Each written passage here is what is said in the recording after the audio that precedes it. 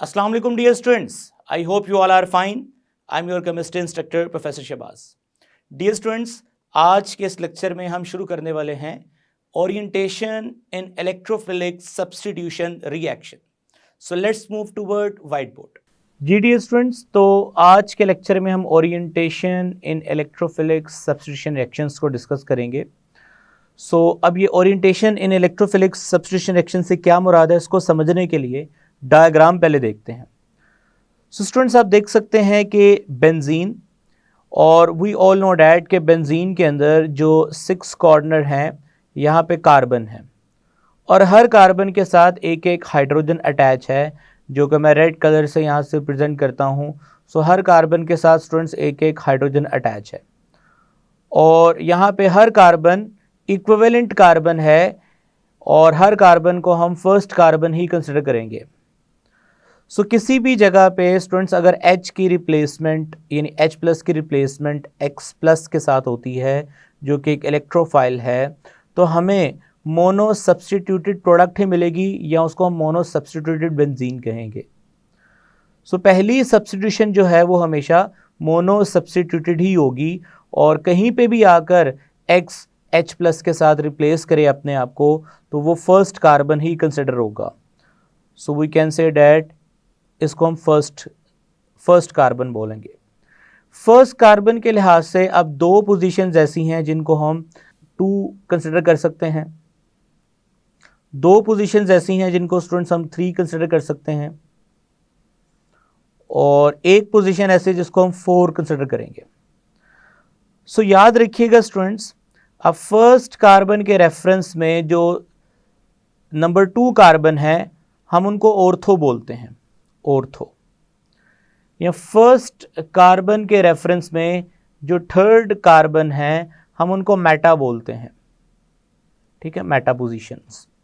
और 4th carbon जो है हम उसको पैरा पोजीशन कहते हैं. अब इसका मतलब कि जो डाई सब्स्टिट्यूटेड बेंजीन होगा, यानी अब जिसमें दूसरी दफ़ा सब्स्टिट्यूशन होगी, या वो अब ऑर्थो पे होगी, या मेटा पे होगी, या पैरा पोजीशन पे होगी. आई होप स्टूडेंट्स कि ये बात आपको समझ आ गई है.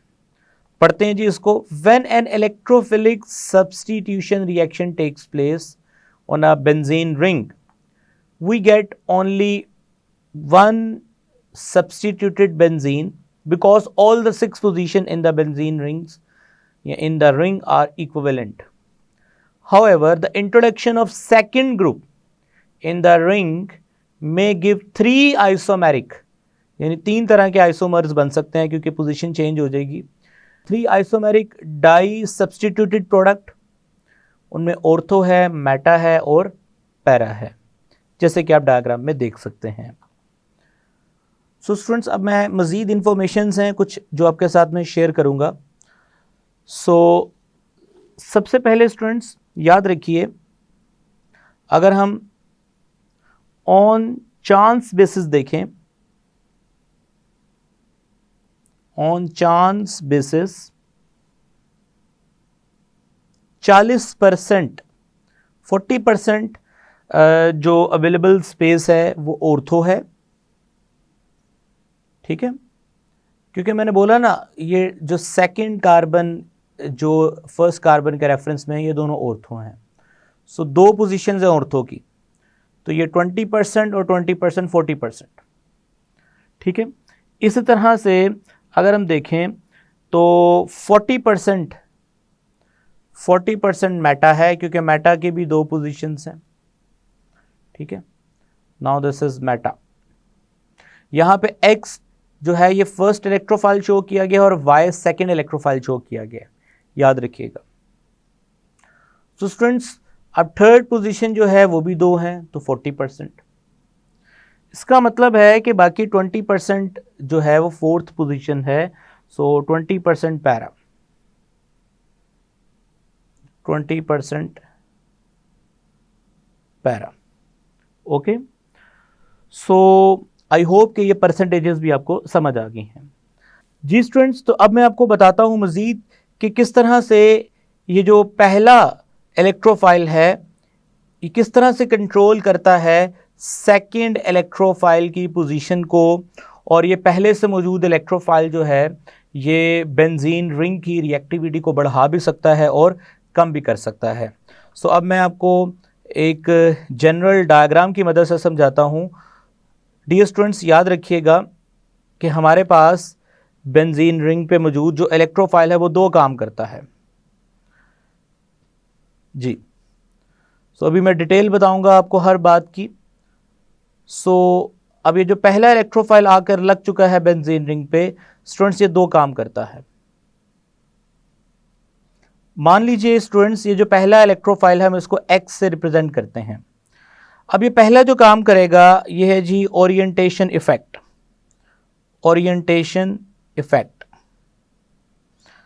अब ये ओरिएंटेशन इफेक्ट से क्या मुराद है, ये डिसाइड करेगा कि अब ये सेकंड इलेक्ट्रोफाइल ऑर्थो पोजीशन पर आकर लगेगा, मेटा पोजीशन पर आकर लगेगा या पैरा पोजीशन पर आकर लगेगा। ठीक है, ortho, Meta and para. Okay, एक तो ये ओरिएंटेशन इफेक्ट का काम करेगा। दूसरा स्टूडेंट्स ये क्या काम करेगा जो बड़ा इंपॉर्टेंट है, जो आपने अपनी टेक्स्ट बुक पे नोट करना है, वो है जी रिएक्टिविटी इफेक्ट। रिएक्टिविटी इफेक्ट, ठीक है, या तो ये रिएक्टिविटी बढ़ा देगा या ये रिएक्टिविटी को क्या कर देगा, कम कर देगा। ठीक है, सो अब ये देखते हैं कि कैसे ये रिएक्टिविटी को बढ़ाता है और कैसे कम करता है जी। एग्जाम्पल हम स्टूडेंट्स लेंगे। फॉर एग्जाम्पल अगर यहां पे हम एग्जाम्पल्स की बात करें तो पहली एग्जाम्पल जो सिलेबस के मुताबिक है वो जी chlorination of nitrobenzene. Chlorination of nitrobenzene. ठीक है, अब ये कैसे होगा क्लोरीनेशन ऑफ नाइट्रोबेंजीन, सो देखते हैं। सबसे पहले स्टूडेंट्स हमारे पास बेंजीन है जिसकी ऑलरेडी नाइट्रेशन हो चुकी है, यानी NO2 ग्रुप ऑलरेडी यहां पे मौजूद है। चाहे वो यहां पे लगा दें, जहां पे भी लगाएंगे वो फर्स्ट कार्बन ही होगा। अब फर्स्ट कार्बन के लिहाज से आपको बता चुके हैं कि इस पोजीशन को क्या बोलते हैं, ऑर्थो, इस पोजीशन को क्या बोलते हैं, मेटा, और इस पोजीशन को क्या बोलते हैं, पैरा। सिमिलरली यहां पर भी ऑर्थो, मेटा एंड पैरा। सो अब हम इसकी क्लोरीनेशन करवाएंगे, Cl2 से रिएक्शन करवाएंगे in the presence of FeCl3। ये अब आप कैटलिस्ट का किरदार जानते हैं, ये आपको बता के आए हैं, हेलोजिनेशन FeCl3 की प्रेजेंस में होती है। सो स्टूडेंट्स आप देखेंगे कि जो यहाँ पे Cl+ इलेक्ट्रोफाइल जनरेट होगा वो अपनी मर्जी से अब रिंग में किसी भी जगह पर जाकर अटैच नहीं होगा। अब इसने कहाँ जाकर अटैक करना है इसका फैसला पहले से मौजूद ग्रुप ने करना है। सो स्टूडेंट्स प्रोडक्ट जो हमें मिलेगी वो कुछ ऐसी होगी।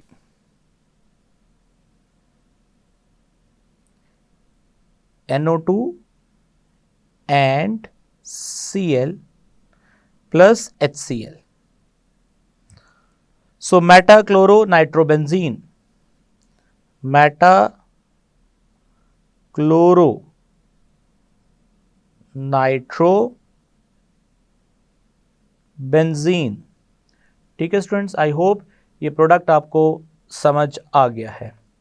अब चलते हैं, अब ये कैसे, क्यों, रीज़न सारी आगे जाके हम बताएंगे। जस्ट अभी आप इतना समझ लें कि NO2 ने यहाँ पे ओरिएंटेशन इफेक्ट शो किया, और क्या ओरिएंटेशन इफेक्ट शो किया कि आने वाला जो इलेक्ट्रोफाइल था उसको डायरेक्शन दी कि वो किस तरफ जाकर अटैक करे, मेटा पोजीशन पर जाकर अटैक करे। सो स्टूडेंट्स अब एक और रिएक्शन है हमारे सिलेबस में, हम उसको देखते हैं, और वो है जी nitration of chlorobenzene. Nitration of chlorobenzene, ठीक है। अब ये नाइट्रेशन ऑफ क्लोरोबेंजीन से क्या मुराद है हम इसको समझते हैं। अगेन स्टूडेंट्स हम बेंजीन रिंग लेंगे और अब रिंग पे पहले से मौजूद होगा क्लोरीन। रिंग पे पहले से मौजूद होगा क्लोरीन। सो पहले क्या था कि रिंग पे पहले से मौजूद था NO2, अब रिंग पे पहले से मौजूद है Cl। और अब हम नाइट्रेशन करवाएंगे, और आप जानते हैं नाइट्रेशन कैसे करवाते हैं, डिटेल से आप इस चैप्टर में पढ़ के आए हैं।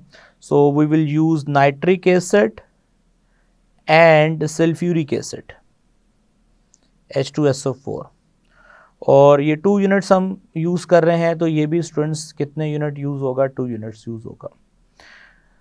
ये बात आप ऑलरेडी जानते हैं, नाइट्रेशन ऑफ बेंजीन आपने पढ़ी है। सो स्टूडेंट्स अब हम क्या देखेंगे, जो प्रोडक्ट हमें मिला वो प्रोडक्ट कुछ ऐसा था। एक प्रोडक्ट जिसमें Cl मौजूद था और NO2 ऑर्थो पोजीशन पे था, ठीक है, और एक प्रोडक्ट जिसमें अगेन Cl तो पहले से मौजूद है, NO2 पैरा पोजीशन पे है। सो हम इसको अगर नाम देंगे तो इसको नाम देंगे स्टूडेंट्स ऑर्थो क्लोरो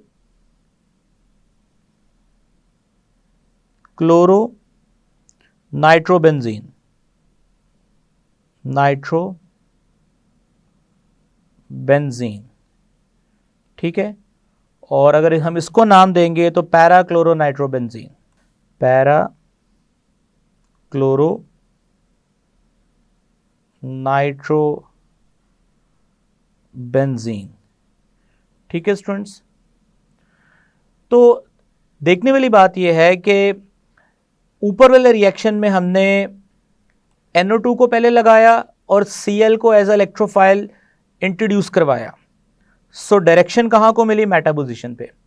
अब पहले Cl को लगाया और इंट्रोडक्शन में हमने NO2 ग्रुप को एज इलेक्ट्रोफाइल इंट्रोड्यूस किया, और हमने नोटिस क्या किया कि क्लोरीन के होते हुए NO2 को या ऑर्थो पोजीशन पे जगह मिली है या पैरा पोजीशन पे जगह मिली है। तो अब इन तमाम बातों का स्टूडेंट्स अगर कंक्लूजन निकालें, यानी कि हम इसकी समरी लिखें, सो हम हाइडिंग देते हैं कंक्लूजन की। सो स्टूडेंट्स अगर इन तमाम बातों का अगर हम कंक्लूजन निकालें, कंक्लूजन स्टूडेंट्स ये निकला कि रिंग पे मौजूद जो भी ग्रुप होगा पहले से मौजूद, लाइक हमने उसको X से रिप्रेजेंट किया, वो अब दो तरह का इफेक्ट शो कर रहा है। यानी कि एक तो मैंने बताया कि डायरेक्टिव इफेक्ट,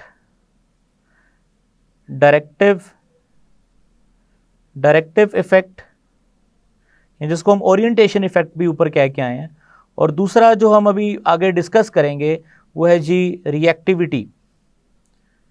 रिएक्टिविटी इफेक्ट।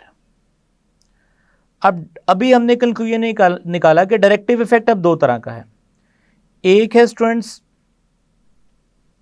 एक है जी मेटा डायरेक्टर,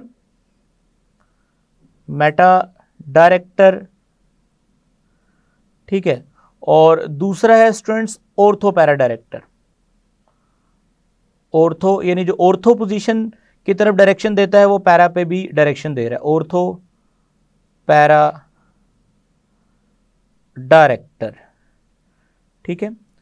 अभी अगर देखें तो ऊपर दी गई एग्जांपल्स में डायरेक्टिव इफेक्ट्स में जो क्लोरोबेंजीन में क्लोरो है वो ऑर्थो पैरा डायरेक्टर के तौर पे काम कर रहा है। NO2 जो कि यहाँ पे इलेक्ट्रोफाइल के तौर पर आ रहा है उसको ऑर्थो पोजीशन पे डायरेक्शन मिल रही है और पैरा पोजीशन पे डायरेक्शन मिल रही है। और जबकि इससे ऊपर वाले रिएक्शन की बात करें तो स्टूडेंट्स NO2 जो कि रिंग में पहले से मौजूद है वो डायरेक्टिव इफेक्ट शो कर रहा है क्लोरीन के लिए मेटा पोजीशन पे। तो इसका मतलब दो तरह का फिर डायरेक्टिव इफेक्ट शो होगा, मेटा डायरेक्टर या ऑर्थो पैरा डायरेक्टर। तो स्टूडेंट्स अब हम one by one ortho para directing groups को देखेंगे और फिर मेटा डायरेक्टिंग ग्रुप्स को देखेंगे, यानी Meta directors and ortho para directors की डिटेल देखते हैं। So let's start. सबसे पहले स्टूडेंट्स जो हम पॉइंट डिस्कस करने वाले हैं वो जी ortho para directing groups. Ortho and para directing groups. Okay, so ortho and para directing groups. So dear students, सबसे पहले मैं आपको आसान अल्फाज में समझाऊंगा, फिर इसकी मैं डेप्थ में जाऊंगा। लेट्स से हम कहते हैं कि बेंजीन रिंग, बेंजीन रिंग के ऊपर एक ऐसा ग्रुप लगा हुआ है जो पॉजिटिव इंडक्टिव इफेक्ट शो कर रहा है और रिंग को इलेक्ट्रॉन्स दे रहा है, यानी रिंग के अंदर इलेक्ट्रॉन की डेंसिटी को बढ़ा रहा है।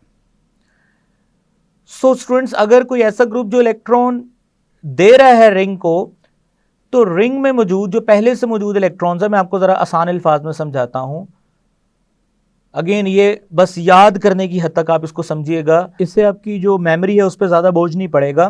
तो स्टूडेंट्स इतना याद रख लीजिएगा कि अगर रिंग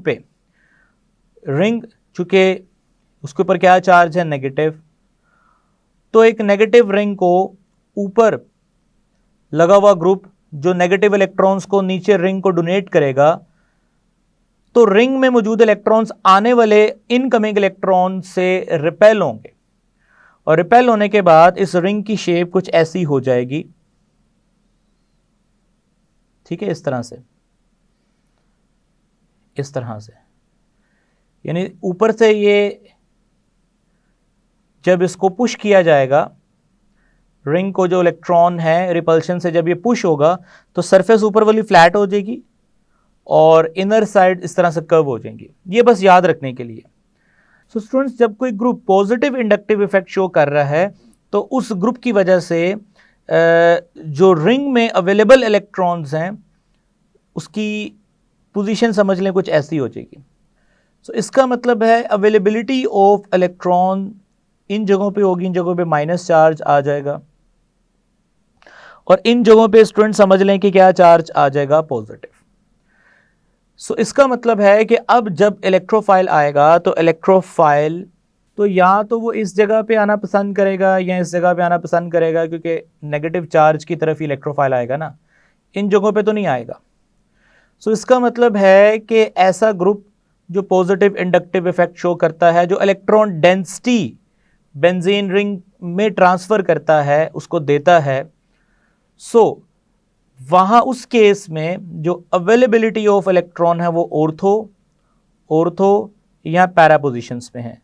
तो ऐसे ग्रुप्स को स्टूडेंट्स क्या बोलते हैं, ऑर्थो पैरा डायरेक्टिंग ग्रुप्स। सो अगर हम वन बाय वन पॉइंट्स में बात करें तो पहला पॉइंट ये आता है कि these groups release electron, these groups release electrons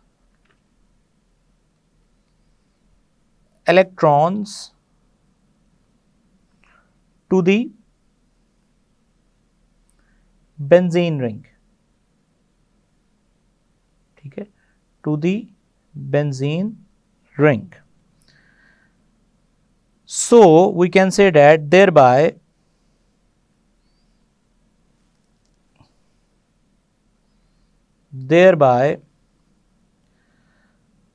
facilitating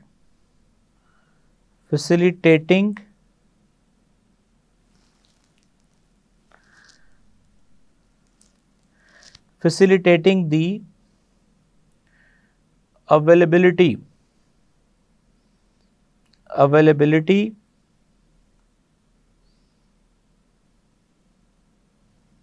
of electrons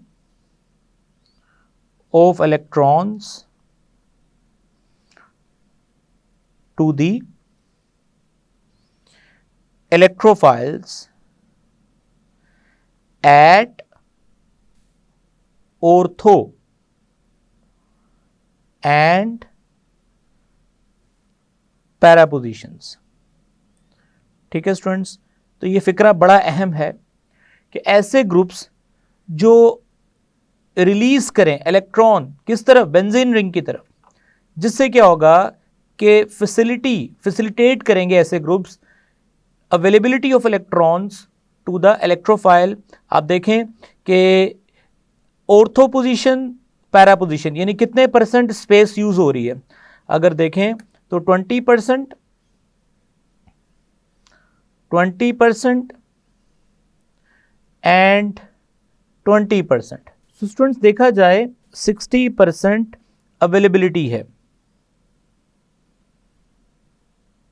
ठीक है, 60% अवेलेबिलिटी है। एक एमसीक्यू भी आ सकता है कि ऑर्थो पैरा डायरेक्टिंग जो ग्रुप्स हैं वो कितने परसेंट बेंजीन में स्पेस को अवेलेबल रखते हैं रिंग में, तो 60% अवेलेबिलिटी है। सो अगर हम अगला पॉइंट इस लिहाज से फिर मेंशन करेंगे तो वो ये मेंशन करेंगे, these groups increase the chemical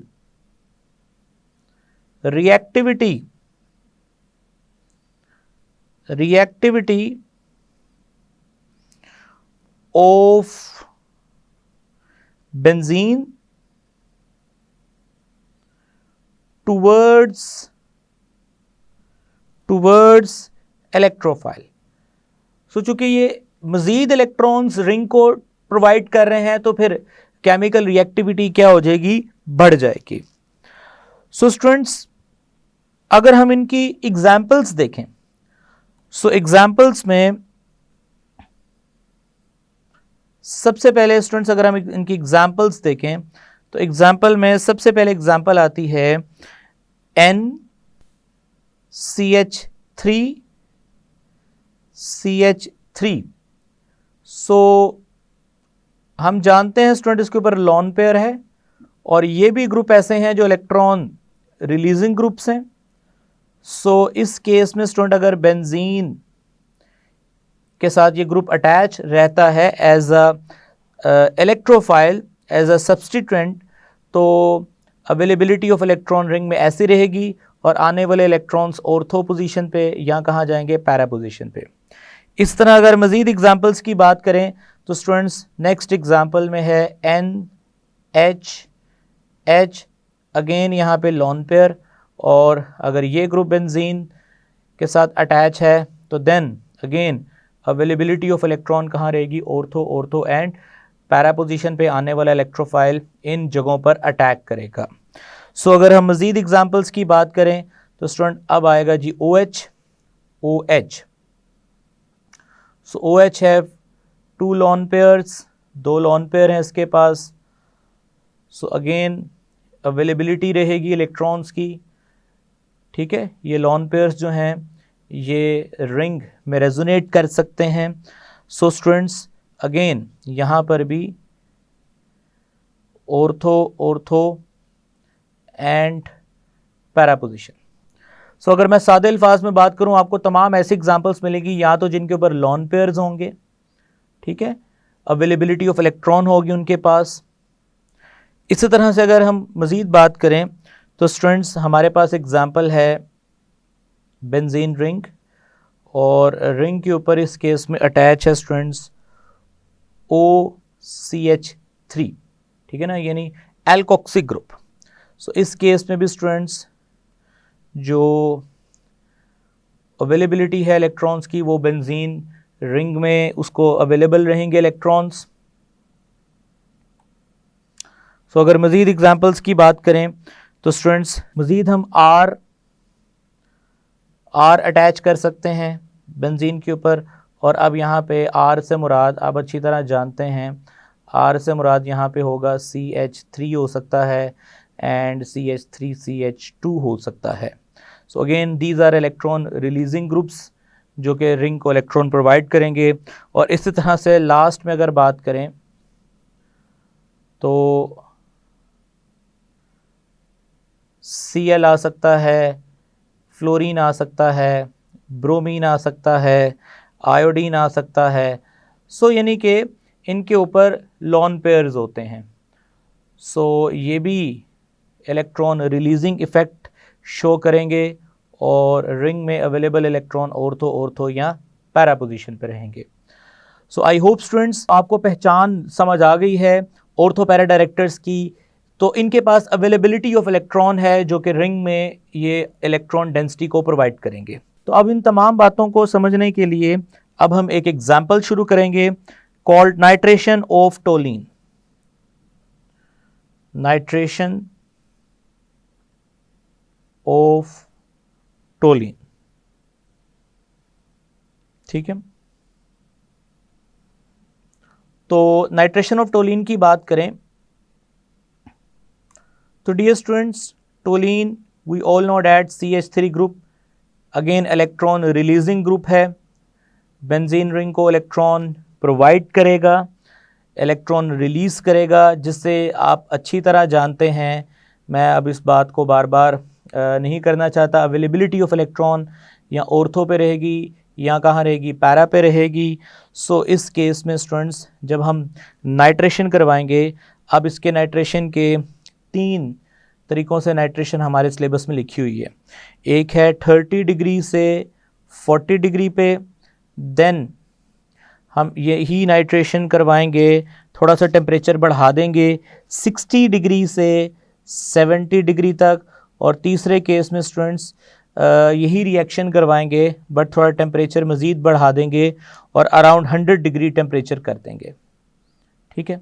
सो तीनों केसेस में जो मैकेनिज़्म है रिएक्शन का स्टूडेंट्स वो सिमिलर ही फॉलो होगा। डिग्री यहाँ पे साइन लगा दें 30 to 40 डिग्री, ठीक है। सेल्सियस में टेम्परेचर मेंशन किया गया है। और नाइट्रेशन करवाने के लिए स्टूडेंट्स हम क्या करेंगे, 2HNO3 प्लस सल्फ्यूरिक एसिड। 2 लिखा है क्योंकि ये 2 यूनिट यानी कि ट्वाइस इनकी मिकदार यूज़ होगी, क्योंकि 1 मोल के लिए ये 1:1 का रेशो यूज़ होना था, 2 मोल है तो ये भी डबल अमाउंट में यूज़ होगा, H2SO3। So students, we will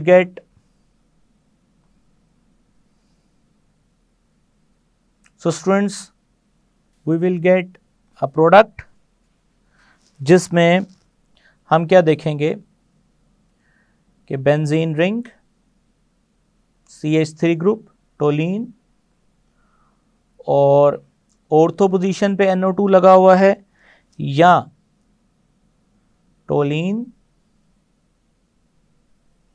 para position पे NO2 लगा हुआ है। ओके, अब हम ये रिएक्शन करवाएंगे 60 to 70 degree, same condition follow होंगी, और हम देखेंगे कि पहले ये NO2 ग्रुप अलग अलग रिंग्स में अटैच हो रहे थे। अब ये कंसंट्रेशन बढ़ने की वजह से और रेट ऑफ रिएक्शन के फास्ट होने की वजह से ये एक ही रिंग में जाकर क्या होंगे, अटैच होंगे। और 60 डिग्री टू 70 डिग्री वाला रिएक्शन जो कि मैं रेड कलर से हाईलाइट कर देता हूँ। सो स्टूडेंट्स, इसकी जो प्रोडक्ट्स होंगी वो कुछ ऐसी होंगी, CH3 NO2 एंड NO2।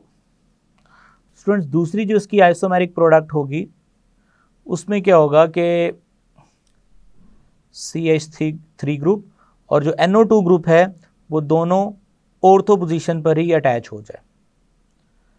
सो ऐसा कब होगा, जब आप टेम्परेचर थोड़ा बढ़ा दोगे, और अगर आप टेम्परेचर 100 डिग्री करते हो तो देन कंसंट्रेशन और रेट ऑफ रिएक्शन दोनों बहुत ही बढ़ जाएंगे। और अब इस तरह से है कि 1 यूनिट यानी कि टोलिन के 1 यूनिट के साथ 100 डिग्री वाला जो रिएक्शन है स्टूडेंट्स, मैं ग्रीन कलर से हाईलाइट कर रहा हूँ। तो इस केस में 100 डिग्री के केस में स्टूडेंट क्या होगा कि 1 यूनिट टोलिन का यूज़ होगा, बाकी ऊपर वाले केसेस में 2-2 यूनिट यूज़ होंगे। इस केस में स्टूडेंट 1 यूनिट टोलिन का यूज़ होगा और 3 यूनिट्स में इस्तेमाल होंगे इसके साथ nitric acid plus sulphuric acid, and we will get a final product CH3 NO2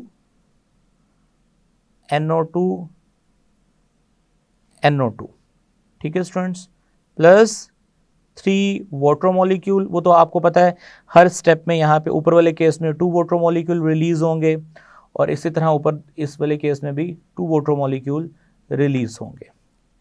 ये तो आपको मैकेनिज्म पहले भी बता के आए हैं। सो स्टूडेंट्स ये जो प्रोडक्ट बना है, now this product have a name TNT. TNT. TNT stand for try nitrotoluene. 3 nitro group लगे हैं टोलिन के ऊपर, तो ट्राई नाइट्रोटोलिन. यह हम इसको 2, 4, 6 ट्राई नाइट्रो, ठीक है, टोलिन. मैं जगह का मैं नीचे नाम लिख रहा हूं, टोलिन, ठीक है, ये इसका नाम है. और स्टूडेंट्स ये एक एक्सप्लोजिव मटेरियल है TNT, यानी ये धमाका खेज अशिया में इस्तेमाल होता है. इसी तरह स्टूडेंट्स अगर मैं ऊपर इनके नाम पूछूं तो आपको अगेन आप अपनी किताब से देख सकते हैं, 2,4 डाइनाइट्रोटोलिन और यहाँ पे 2,6 डाइनाइट्रोटोलिन. इसका इन दोनों के नाम तो मैं पहले भी बता चुका हूँ आपको. सो स्टूडेंट्स इसी तरह से अगर आप ये रिएक्शन करवाएं और यहाँ पे CH3 की जगह पे OH यूज़ करें तो एंड पे सेम प्रोडक्ट होगा, लेकिन यहाँ CH3 की जगह पे OH आएगा. तो नाउ दिस, अगर ये OH आएगा तो फिर इसका नाम होगा पिक्रिक एसिड, जो कि आप चैप्टर नंबर 11 में पढ़ोगे. सो स्टूडेंट्स यहाँ पे आपने देखा कि मिथाइल जो कि एक इलेक्ट्रॉन रिलीजिंग इफेक्ट रखता है, उसने डायरेक्टर का रोल प्ले किया और किस तरफ डायरेक्शन दी, ऑर्थो पोजीशन पे और पैरा पोजीशन पे. अब स्टूडेंट्स मैं कुछ रिएक्टिविटी इफेक्ट को भी डिस्कस करना चाहता हूँ. सो स्टूडेंट्स रिएक्टिविटी इफेक्ट को डिस्कस करने के लिए मैं आपके सामने कुछ एग्जांपल्स लिखूंगा. लाइक मेरे पास बेंजीन रिंग है और इस पे फ्लोरीन है, ठीक है, और इसके पास ये लोन पेयर्स हैं. अभी मैं बेंजीन रिंग के अंदर कुछ नहीं बना रहा, मैं बाद में बनाऊंगा. और इसी तरह से यानी क्लोरोबेंजीन बनाता हूं अब मैं. सो अगेन यहाँ पे लोन पेयर्स हैं. और अब मैं ब्रोमोबेंजीन बनाता हूं, ठीक है, तो यहाँ इसके पास भी लोन पेयर्स हैं. और लास्ट पे मैं आयोडोबेंजीन बनाता हूं और उसके पास भी लोन पेयर्स हैं. सो स्टूडेंट्स अब ज़रा मुझे बताइए कि रिंग में मौजूद अवेलेबिलिटी ऑफ इलेक्ट्रॉन जो जनरली अगर मैं लिखूं तो इन सब को मैं इस तरह लिखूंगा. यहाँ पे X लिख देता हूँ. X में लोन पेयर्स हैं, ये लोन पेयर्स जो हैं ये रिंग को अवेलेबल रहेंगे. सो इसका मतलब ऑर्थो एंड पैरा डायरेक्टर. लेकिन मैं अगर पूछूं इन चारों में से कौन ज़्यादा रिएक्टिव है, कौन कम रिएक्टिव है टूवर्ड इलेक्ट्रोफाइल, सो ऐसा है कि इलेक्ट्रोफाइल इधर भी अटैक करने के लिए आया है, इसके पास भी अटैक करने के लिए आया है, इसके ऊपर भी अटैक करने के लिए आया है, इसके ऊपर भी अटैक करने के लिए आया है. सो मैं आपको बड़े इजी आसान अल्फाज में समझाता हूँ. सो डियर स्टूडेंट्स इसके अंदर इलेक्ट्रॉन्स इस तरह होंगे, ठीक है, इसके अंदर इलेक्ट्रॉन इस तरह होंगे, इसमें इलेक्ट्रॉन इस तरह होंगे और इसमें समझ लें इलेक्ट्रॉन इस तरह होंगे. सो आपको डायग्राम से एक चीज़ समझ आ रही है कि जो इलेक्ट्रॉन्स की ओवरऑल अवेलेबिलिटी है सब जगहों पे ऑर्थो ऑर्थो और पैरा पे ही है, ठीक है, इसमें कोई शक नहीं. लेकिन आप अगर नोटिस करें तो फ्लोरोबेंजीन के अंदर इलेक्ट्रॉन जकड़े हुए हैं, यानी कम जगह पे, थोड़ी सी जगह पे हैं. उसी शेप के अंदर, उसी अरेंजमेंट के अंदर आयोडोबेंजीन के अंदर वो ज़रा फैलाव में है.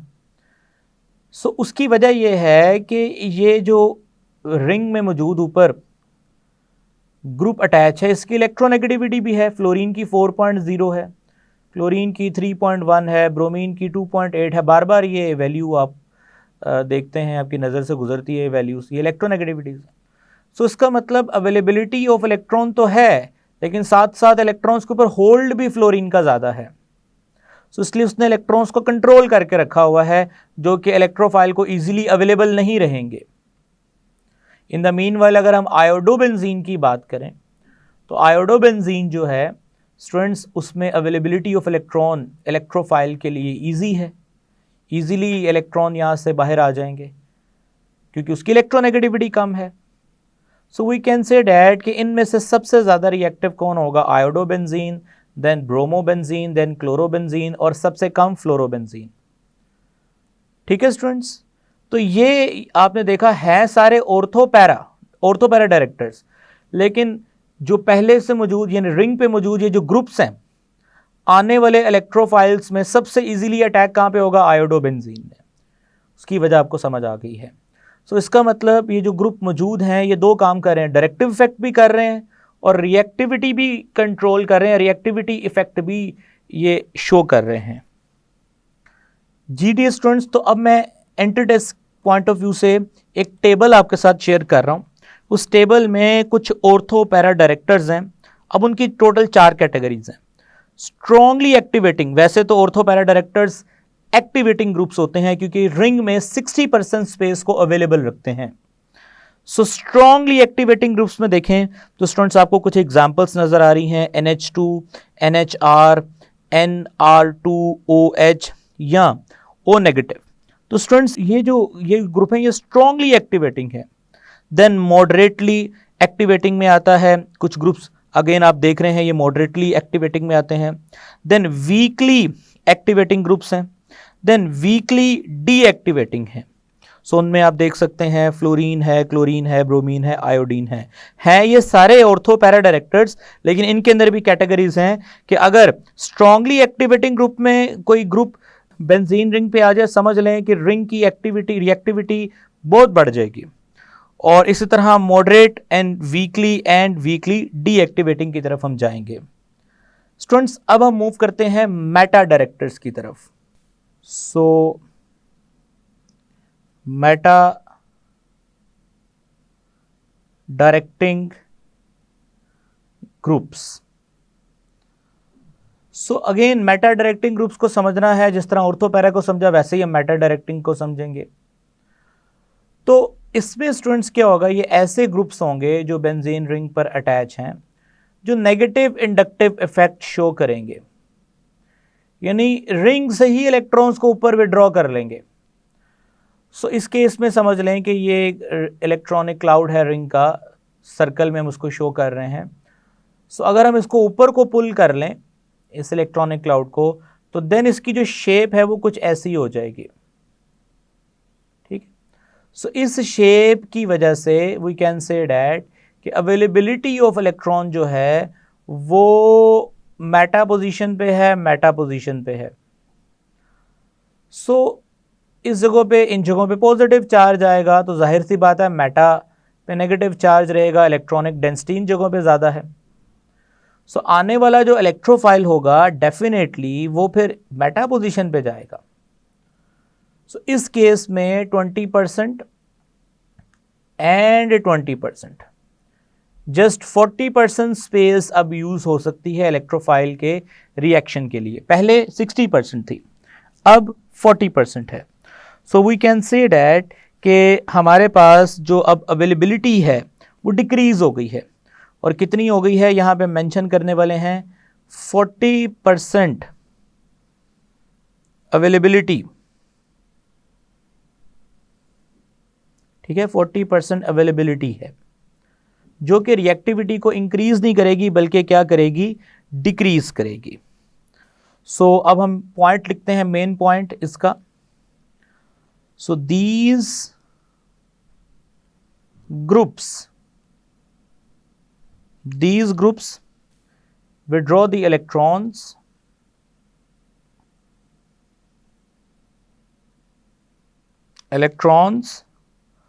of the benzene ring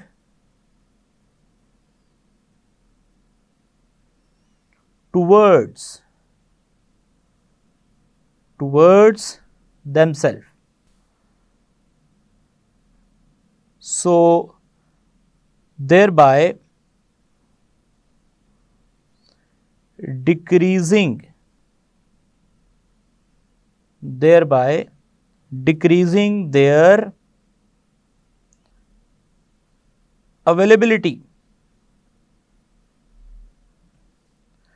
availability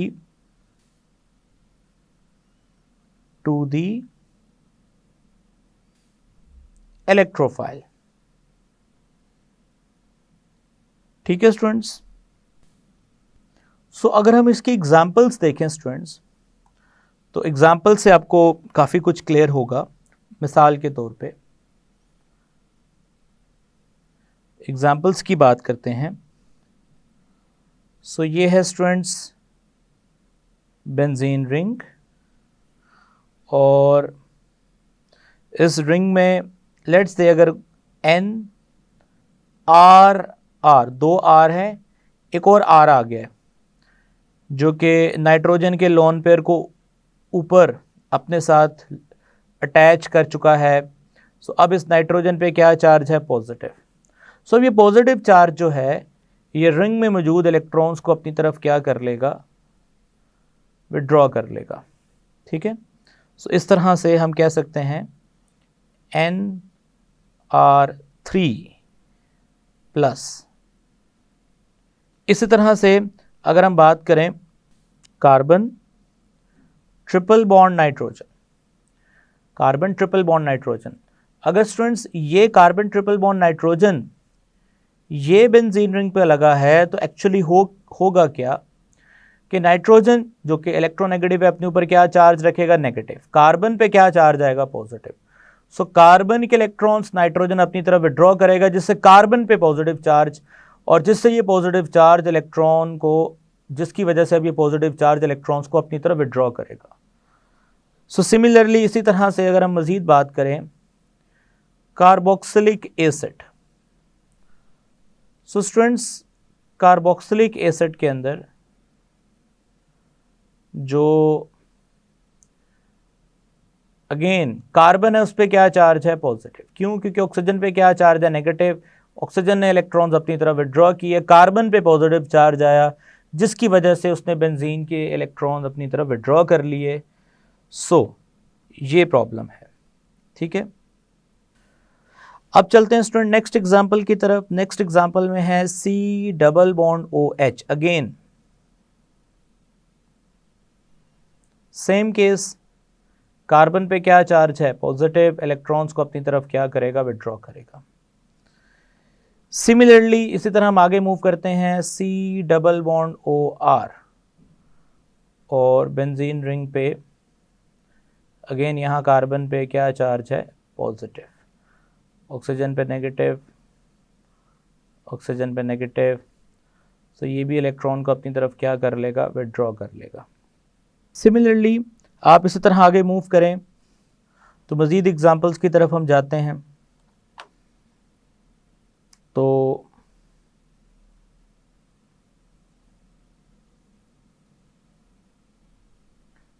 N double bond O, double bond O, again oxygen पे क्या चार्ज है? नेगेटिव। नाइट्रोजन पे क्या चार्ज है? पॉजिटिव। सो इलेक्ट्रॉन्स को अपनी तरफ क्या कर लेगा? विड्रॉ कर लेगा। और लास्ट में हम बात करने वाले हैं last group which is S double bond O, double bond O, OH। Again sulphur पे यहाँ पे क्या चार्ज है? पॉजिटिव। इलेक्ट्रॉन विड्रॉ कर लेगा, तो डायरेक्शन कहाँ मिलेगी? मेटा पोजीशन पे। सो अब इसकी एग्जाम्पल हम देखते हैं। सो एग्जाम्पल है स्टूडेंट्स, अकॉर्डिंग टू बुक हम नाइट्रोबेंजीन का रिएक्शन करवाने वाले हैं नाइट्रिक एसिड के साथ, again in the presence of sulphuric acid. चूँकि ये एक मेटा डायरेक्टर है, रिंग की रिएक्टिविटी को डिक्रीज कर देगा, सो हमें 95 डिग्री टेम्परेचर भी देना पड़ेगा ये रिएक्शन करवाने के लिए। सो हम देखेंगे कि वेरी स्लो रिएक्शन होगा और प्रोडक्ट में NO2 और मेटा पोजीशन पे NO2 लगेगा और साथ में बनेगा H2O, और ये इतना स्लो रिएक्शन होगा कि सेकंड मेटा पोजीशन पे NO2 आकर अटैच नहीं होगा। स्टूडेंट्स यहाँ पे एक एंट्रेंस टेस्ट में MCQ आता है जो मैं आपसे डिस्कस करना चाहता हूँ। सो MCQ बड़ा सिंपल है। स्टूडेंट्स ये फॉर्मूला है एनालीन का. So aniline we all know that NH2 have a lone pair. So ये एक लॉन पेयर समझ लें कि ये एक नेगेटिव चार्ज है, ये रिपेल करेगा इलेक्ट्रॉन्स को और ऑर्थो पैरा पोजीशन. ठीक है. लेकिन अगर हम इसमें एसिड ऐड कर दें, सो एसिड ऐड करने से स्टूडेंट्स क्या होगा? एसिड ऐड करने से, ये बेस है, सो एनालीन एसिड से रिएक्ट करेगी और then it will convert into NH3. और इस केस में स्टूडेंट नाइट्रोजन पे क्या चार्ज आएगा? पॉजिटिव. देन पॉजिटिव चार्ज आएगा तो फिर ये ऑर्थो पैरा से चेंज हो जाएगा मेटा के अंदर. सो ये क्वेश्चन आता है कि किस तरह से हम एनालीन को एनालीन जो कि एक ऑर्थो पैरा डायरेक्टर है उसको मेटा पोजीशन में चेंज कर सकते हैं. स्टूडेंट्स समरी आपके सामने लिखता हूं. Very simple. आपने जस्ट ये नोटिस करना है कि रिंग पे मौजूद जो हेड है वो नेगेटिवली चार्ज्ड है, लॉन पेयर है उसके पास. अगर ऐसा है तो समझ लीजिएगा कि वो ऑर्थो पैरा है. और अगर रिंग पे मौजूद जो भी ग्रुप लगा है वो इलेक्ट्रॉन डेफिशिएंट है, पॉजिटिव चार्ज रखता है, तो समझ लें फिर वो कौन सा डायरेक्टर है? मेटा डायरेक्टर है. अब मैं आपके साथ एक टेबल शेयर करता हूं जिसमें मेटा डायरेक्टर्स की मज़ीद आगे क्लासिफिकेशन शो की गई है. सो स्टूडेंट्स अगेन आपको स्क्रीन पे एक टेबल नज़र आ रहा है. जी स्टूडेंट्स, मेटा डायरेक्टर, वैसे तो मेटा डायरेक्टर डीएक्टिवेटिंग ग्रुप्स होते हैं. Ortho para activating group 60% available करते हैं space. Meta director again table में आप साथ ऑर्थो पैरा डायरेक्टर्स भी देख रहे हैं. सो मेटा डायरेक्टर्स में स्टूडेंट्स चूंकि अब आप स्ट्रांगली एक्टिवेटिंग से चले थे, वीकली डीएक्टिवेटिंग की तरफ आ गए हैं, लेकिन अब मेटा डायरेक्टर में पहले मॉडरेटली डीएक्टिवेटिंग. सो ये जो ग्रुप्स लिखे हैं जो आपको टेबल में नजर आ रहे हैं स्टूडेंट्स, ये सारे के सारे मेटा डायरेक्टर हैं और ये मॉडरेटली डीएक्टिवेटिंग है. और लास्ट में जो ग्रुप्स लिखे हैं वो स्ट्रांगली डीएक्टिवेटिंग ग्रुप्स हैं. सो इसका मतलब स्ट्रांगली डीएक्टिवेटिंग ग्रुप अगर रिंग में आ जाएं तो समझ लें बेंजीन रिंग की रिएक्टिविटी बहुत ही स्लो डाउन हो चुकी है. सो आई होप स्टूडेंट्स कि मैंने आज के इस लेक्चर में काफ़ी डिटेल से आपको orientation in electrophilic substitution reaction बताया और साथ ही साथ रिएक्टिविटी इफेक्ट्स को भी डिटेल से डिस्कस कर दिया. इंशाल्लाह स्टूडेंट्स नेक्स्ट लेक्चर में मुलाकात होगी. तब तक के लिए मुझे इजाज़त दें. Take care. अल्लाह हाफिज़.